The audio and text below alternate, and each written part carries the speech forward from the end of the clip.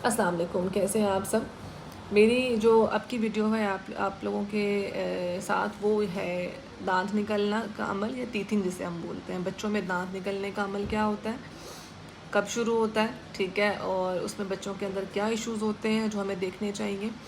सबसे पहले तो ये है कि बच्चों में दांत निकलने का जो अमल होता है वो कुछ लोग बच्चों में 6 मंथ्स टू 2 ईयर्स तक चलता है, कुछ में 5 मंथ्स पे भी दांत निकलने का अमल शुरू हो जाता है, ठीक है। तो आपने क्या करना है, दांत निकलते हुए बच्चे को क्या होगा, बच्चे के जो मसूड़े हैं वो सख्त हो जाते हैं। अब ये माओं को पता होता है, वो बच्चों के मसूड़ों को चेक करेंगे वो हार्ड है या बच्चों के मुंह से बहुत ज़्यादा झाग निकल रही है या वो पानी बहुत ज़्यादा निकाल रहा है मुंह से, और माएँ परेशान हो जाती हैं कि जी ये मुंह से पानी क्यों निकल रहा है, और उम्र 4 महीने है, तो उसकी वजह होती है कि उसके दांत निकलने वाले होंगे। अब अगर किसी अक्लदार निकली है, क्योंकि हमारे दांत तो बचपन में निकल गए थे, हमें तो याद भी नहीं है कि हमें दर्द हुआ था कि नहीं हुआ था निकलते हुए, लेकिन जिस बंदे की अक्लदार निकली है वो तो बड़े होकर निकलती है, और यकीन करें कि लग समझ जाती है जो उसकी तकलीफ़ होती है। क्योंकि दांत में बाहर निकलना है, मैं डेंटिस्ट नहीं हूँ, ठीक है, लेकिन मुझे इतना पता है जब दांत में बाहर निकलना है तो मसूड़े को फाड़ के निकलना है, ठीक है। एक चीज़ पहले फटेगी, उसके बाद अंदर से आप उसे निकलना है। तो जब वो फटेगी, ठीक है ना, या टीयरिंग होगी गम्स की, ठीक है, तो उसमें क्या होता है, पेन होता है, स्वेलिंग भी होगी, पेन भी होगा, एडीमा भी होगा, वहाँ पे रेडनेस भी होगी, लाल हो जाएगा, सुर्ख हो जाएगा, सूज जाएगा, ऐसा हम बोलते हैं, ठीक है। तो जब किसी की अक्लदार निकलती है तो कितनी तकलीफ़ होती है, और इसी तरह से बच्चे का जब दांत निकलना है तो उसको भी उतनी ही तकलीफ़ होती है, और हमने उसकी तकलीफ़ को कम करना है। कैसे कम करना, अब इसमें कुछ चीज़ें जो हैं वो मेडिकल पॉइंट ऑफ व्यू से आपने ऐड करनी है, कुछ चीज़ें जो है वो आपके जो ड्रॉप्स वगैरह होते हैं होमियो के, साथ वाले रूम में जाएं, साथ वाले रूम में जाएं, सॉरी। अच्छा, कुछ चीज़ें जो होती हैं वो होमियो की होती हैं, ठीक है, जो मैं बताऊंगी, कुछ हमदर्द से रिलेटेड बताऊंगी। क्योंकि देखें, अगर मैं एक डॉक्टर बन के सोचूँ ना, ठीक है, तो मैं इस बात पे अड़ जाऊँ कि नहीं जी, मैंने तो चाहे मर रहा है अगला बंदा, मैंने उसको दवाई देनी है तो एलोपैथी की देनी है, क्योंकि मैं MBBS हूँ, तो मैंने मेडिसिन MBBS से ही लिख के निकालनी है, ठीक है, मुझे पैदा करनी है वो मेडिसिन, ठीक है। लेकिन अगर कोई असूल है तो वो ये है कि आपको जहाँ से जो अच्छी मेडिसिन मिलती, सारी फील्ड्स आपकी अच्छी हैं, ठीक है, हमदर्द की भी आपकी फ़ील्ड अच्छी है, होमियो की भी अच्छी है, आप कहीं से भी जो मेडिसिन आपको फ़ायदेमंद लगती है आप ज़रूर बताएं। तो ये चीज़ ज़रूरी होती है, ठीक है। जैसे मेरे फादर हैं तो वो हमदर्द की फ़िज़िशियन है, मेरे जो बड़े भाई हैं वो हमदर्द की फ़िज़िशियन है, मेरी सिस्टर हमदर्द की फ़िज़िशियन है, और मैं डॉक्टर हूँ, ठीक है, मैं MBBS डॉक्टर हूँ। तो अब जो है मुझे इसीलिए इन उनकी मेडिसिन्स का काफ़ी पता है, क्योंकि मैं ख़ुद भी बहुत यूज़ करती हूँ उनकी मेडिसिन। मेरी कोशिश नहीं होती है कि मैं जो है ना वो एलोपैथी की एंटीबायोटिक्स और ये चीज़ें ज़्यादा इस्तेमाल करूँ, मैं उन्हीं की इस्तेमाल करती हूँ, साइड इफ़ेक्ट्स कम होते हैं। ये हर बंदे को पता है कि जो हर्बल मेडिसिन होती है साइड इफ़ेक्ट्स कम होते हैं उसके, ठीक है। और इसी तरह से मैं जो है क्या अपने बेटे के लिए भी कोशिश करती हूँ कि मैं उनकी मेडिसिन ज़्यादा ही प्रेफर करती हूँ,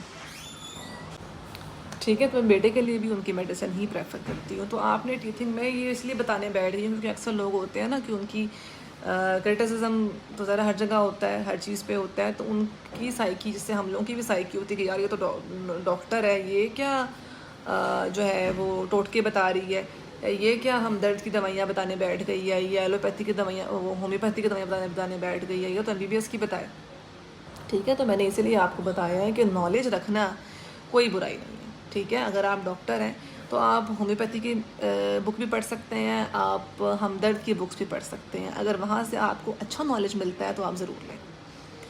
अच्छा, तो अब मैं आपको बताऊंगी कि डोल्टी ड्रॉप्स बेसिकली होम्योपैथिक के ड्रॉप्स हैं, ठीक है। मैं उसकी जो तस्वीर है वो आप लोगों को शेयर कर दूंगी।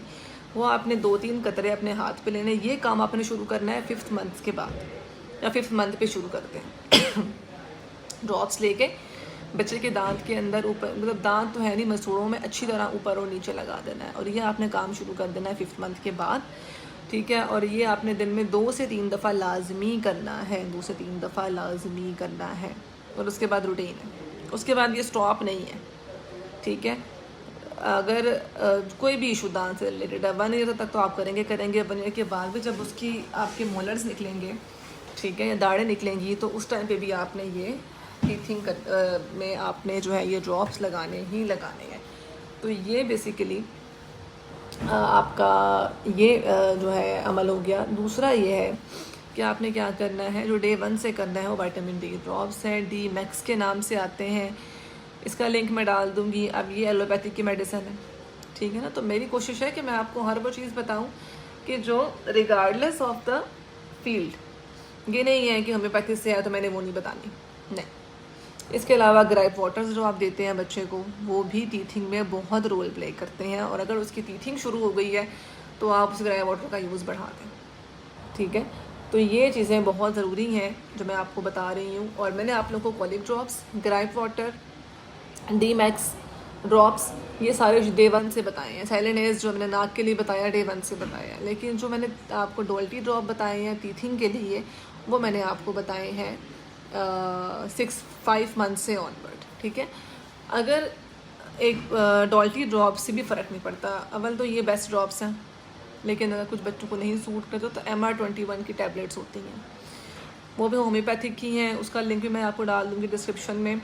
वो 1-2 टैबलेट्स लेके आपने पहले इसको पीसना है अच्छी तरह, पाउडर बन जाएगा। तो वो पाउडर आपने बच्चे के मुंह के अंदर लगा देना, दिन में सुबह शाम लगा लें बेशक, ठीक है। लेकिन डोल्टी से 80 to 90% बच्चों को फ़र्क पड़ जाता है, लेकिन रिपीटेशन है स्टिल। अगर उसको पेन है, क्योंकि पेन तो होना है, आप थोड़ा सा इसका टीथिंग का अमल बेहतर कर सकते हैं, लेकिन उसको पेन अगर है तो आप पैनाडोल ड्रॉप्स दे सकते हैं बच्चों को, ठीक है। पैनाडोल ड्रॉप्स दे दें उसको, थोड़े से पैनाडोल सिरप दे दें, थोड़ा सा ½ टीस्पून दे दें पैनाडोल सिरप का, 1/4, हाफ ना दें 1/4 दे दें, चौथाई हिस्सा जो होता है वो उसको पिला दें, तो उससे उसका पेन कम हो जाएगा। क्योंकि हमें भी पेन हो तो हम पेन किलर्स तो लेते हैं ना थोड़े बहुत, तो उसके लिए Panadol as a pain killer या कैलपोल सिरप आप दे सकते हैं। तो ये बेसिकली, लेकिन ये वक्ती है, ठीक है। जब आप डोल्टी लगाते रहेंगे तो उसको सिरप की ज़रूरत ही नहीं पड़नी। और विटामिन डी ड्रॉप्स भी लाजमी देने हैं, ठीक है। अब कई बच्चों में ऐसा होता है कि दांत निकलते ही नहीं है, साल हो गया है जी दांत नहीं निकल रहे, माएँ परेशान है क्या हो गया है हमारे बच्चों में तो दांत ही नहीं निकल रहे, ठीक है। तो उनमें क्या होता है, विटामिन डी की कमी होती है, विटामिन डी और कैल्शियम, ठीक है। तो ये दांतों के लिए बहुत ज़रूरी है, हड्डियों के लिए ज़रूरी, दांतों के लिए भी ज़रूरी है। तो आप विटामिन डी के ड्रॉप्स डी मैक्स के नाम से होते हैं, उसका मैं आपको पिक्चर शेयर कर दूँगी। उसके डेली का 1 ड्रॉप बच्चे को लाजमी दें, रात को दे दें बेशक, सोने से पहले उसके मुंह में 1 ड्रॉप डाल दें, ठीक है। तो इसकी रूटीन बनाएं। तो ये टीथिंग से रिलेटेड वीडियो थी। और टीथर बच्चों को बिल्कुल ना दें। टीथर जो बच्चों का हम हाथ में चबाने के लिए पकड़ा देते हैं ना, वो नहीं करना। उससे दांतों की जो शेप होती है ना, अलाइनमेंट होती है, वो ख़राब होती है, दांत टेढ़े आते हैं। तो ये बच्चों को नहीं देने हैं आपने। आप जब डोल्टी लगा देंगे ना, उसको ड्रॉप्स लगा देंगे या MR21 की टैबलेट लगा देंगे पीस के, तो उसकी खारिश जो आ रही होती है ना दांतों में, वो नहीं आएगी, तो वो टीथर की डिमांड ही नहीं करेगा। वैसे अगर अपना अंगूठा या अपना हाथ चबाता है या आपके हाथ पे आके अपने मुंह से ऐसे कर रहा है तो वो करने दें, लेकिन टीथर उसके हाथ में ना दें। आई होप ये वीडियो आपको अच्छी लगी होगी। मेरे चैनल को सब्सक्राइब कर लें और वीडियो को लाइक कर दें, और ऐसी वीडियोस मैं आपके पास लाती रहूँगी। कोई वीडियो कोई बात अगर आपको पूछनी है तो वो आप पूछ सकते हैं, मैं उस पर वीडियो बना के आपको एक्सप्लेनेशन ज़रूर दूँगी, वज़ाहत ज़रूर दूँगी। अपनी दुआओं में याद रखिएगा। अल्लाह हाफ़िज़।